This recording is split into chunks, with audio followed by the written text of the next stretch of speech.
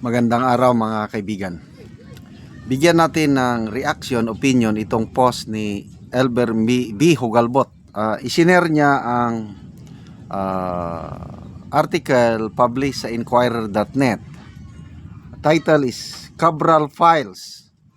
Palace urges probe into how Libeste obtained documents. Gustong paimbestigahan ng palasyo si Congressman Libeste. Paano niya nakuha yung Cabral Files? So ito ang reaksyon ni A.B. Hugalbot. The plot is twisting. From Cabral Files to DPWH leaks, same banana, different monkey.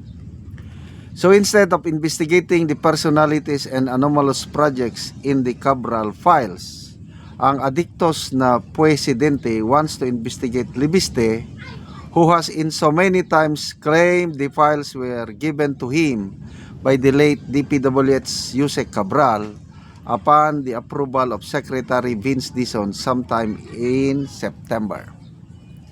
And oh, by the way, these are the same files that Billionario also published, calling their own expose as the DPWH leaks. Are they now going to investigate as well ultra-billionario Rick Razon's media outfit Billionario News Channel? So yun na. Kung sino pa yung nagnanais na mabulgar ang katotohanan sa katauhan ni Congressman Libeste, siya pa ngayon ang gustong paimbestigahan. Ano ba yan? So, ang administrasyong ito, talaga bang ang hallmark nila is transparency? Ilang beses na nagsalita ang Pangulo na we want transparency. For the sake of transparency, blah blah blah blah. O ito ngayon, Cabral Files. That's transparency. Malalaman ng taong bayan sa paano inallocate ang mga pera natin para sa mga kung sino-sino dyan na nabigyan ng allocables. Biruin mo, pati mga cabinet members, may mga allocables, may pork barrel. Grabe. Pati First Lady Lisa Araneta Marcos nasama sa listahan. Pati ES, Executive Secretary, nasama sa listahan. Kaya, dyan sila ngayon umaalma na bakit nagkaroon ng kopya si Congressman Libeste. Imbestigahan daw. So, between Congressman Libeste and Secretary Vince Dizon, kasi magkaiba na yung pahayag nila. Sabi ni Libeste, nakakuha siya ng file nang dahil sa approval ni Secretary Dizon noong September 4. Sabi naman ni Dizon, wala siyang ganong approval, wala siyang ina-authenticate, basta as in, wala. So, kanino tayo maniniwala? Secretary Dizon or kay Congressman Leandro Libiste? Ako, mas naniniwala ako kay Congressman Leandro Libiste dahil he has nothing to gain. Itong ginagawa niyang ito, ipinapahamak lang niyang sarili niya. Wala siyang makukuha. Pati nga sweldo niya sa Congress, hindi niya tinatanggap. Pati yung MOOE niya o yung budget ng kanyang staff, hindi niya tinatanggap. Bakit? Para daw maging independent. Yung libre siya na magkumontra sa mga bagay-bagay na nangyayari nga hindi para sa kabutihan ng taong bayan. At diyan ako saludo ng todo sa batang kongresista na ito. Parehas silang dalawa ni Congressman Kiko Barsaga. Sige, imbestigahan ninyo. At ang taong bayan na nagmamasid, hindi nyo na pwedeng lukuin ngayon. Sabi ni Auntie Claire, hearsay yung dokumento. Walang probative value. Nako, nagalit si Senator Lacson. Sabi niya, pag sabihin yung hearsay kagad ang Cabral Files, parang lumalabas na ang Malacanang may kino-cover up, tinatakpan. Sabi naman ni Jose Castro na it's not good to accuse the palace of cover up. So medyo nagkakairingan na, nagkakabangayan na si Jose Claire Castro at si Senator Lacson. Oh. So basa tayo sa mga comments, ano?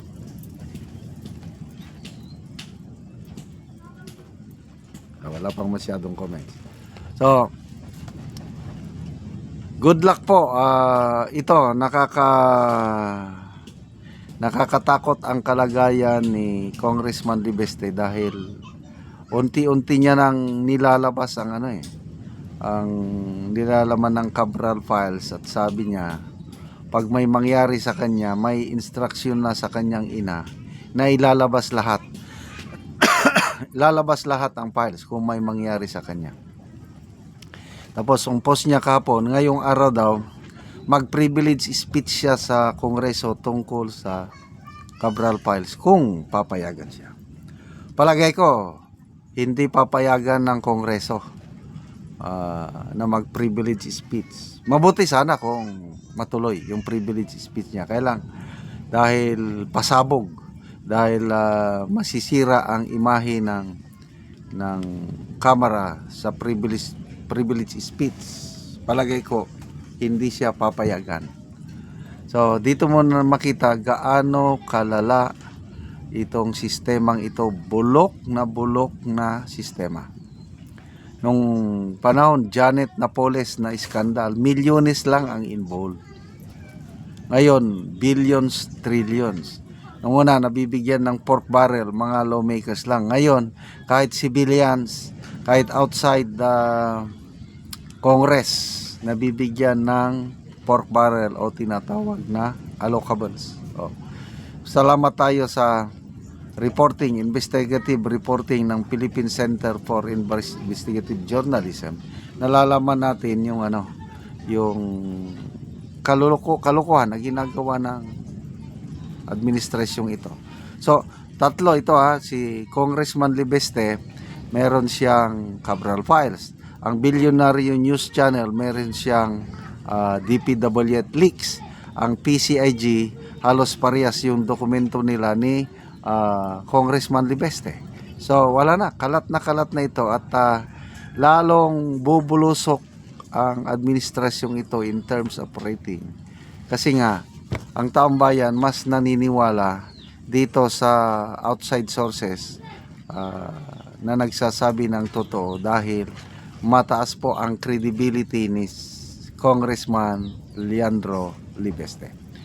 Salamat sa inyong pagsubaybay sa ating channel, mga kaibigan, na nakakatulong kayo ng malaki sa tribong Talandig ng Bukidnon dahil ang income natin sa channel na ito pantulong po sa tribo.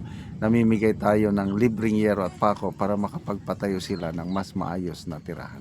Panoorin nyo ang video na ito. Karon mao niyang matagaan si Kuya og yero. So mo ni ang ilang balayan, ilan ang gibungkag tungod sa ka-excited nila. So gibungkag na gid nila kay ilang pulihan. So mo ni. So diretso na lang sila mag-atop. So mo ni lang kahimtang. So silupin lang ang gibang kanan ni sa paano lang og silupin diri sa gawas. So atong sudlor aron atong makita gyud kung ano yung kahimtang gisulod. So diri sa sulod bang sapahan na lang gyud og silupin. Balay. Ibang sapahan og habol.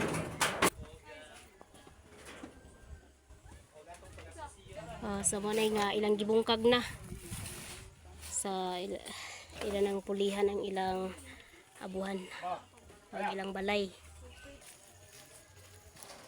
So manaman nila bungkag, nag-ara naman sila, so mag-atop na lang sila.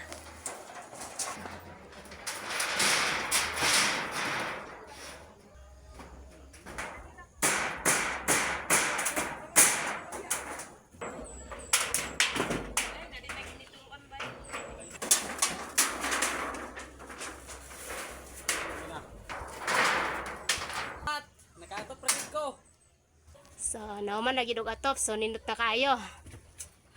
So, kita na nimo nga nahuman og atop na gyud. Salamat sa Ginoo nga nakaatop ra gid mi. Wala gyud nadugay nga naay panalangin nga niabot. Oo, so atol pagid sa Pasko, Merry Christmas, Adol pagit sa kinaskuhan. Pasko, Merry Christmas, salamat kaayo kay nakatok ra gid mig bag-o. So pila na imong edad? 20 years old Imong anak, na kay anak? na isa. So na siya anak, isa, so 24. So salamat kaayo. So, dagan salamat. Sige, God bless.